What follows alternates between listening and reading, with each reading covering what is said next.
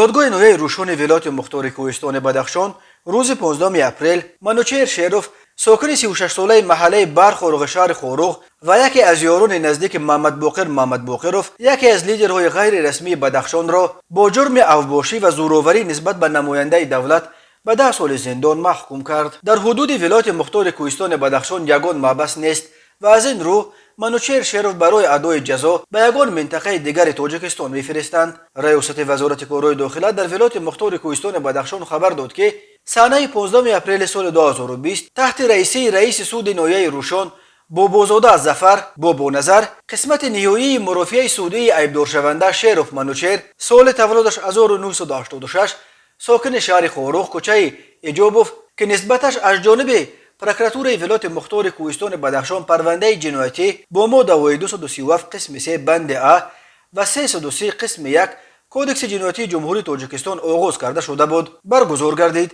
نظر خود محکوم شونده و وکیلان و نزدیکانش دسترس نیست، ولی ملیس بدخشان در اطلاعش گفت در رفت بررسی پرونده جنایت‌های صادر نموده عیبدار شونده شیروف منوچهر پورا تصدیق خود را یافتند. منوچهر شیروف یکی از 6 نفر از ساکنان برخورغ بود که از باقر به مقامات سپردن آنها را طلب داشتند. در روزهای آخر از این 6 گانه مقامات الکی 2 نفر را دستگیر کردند. کمیته دولتی امنیت ملی شام 12 اپریل از بازداشت خورشیدشاه سلطانشاهیف یکی دیگر از یاران باقر خبر داد.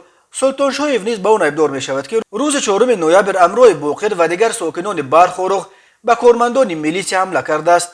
به ضد خود باقر نیز مقامات بر اساس چند بند قانون از جمله تأخیر و لطکوب نماینده دولت پرونده گشودند.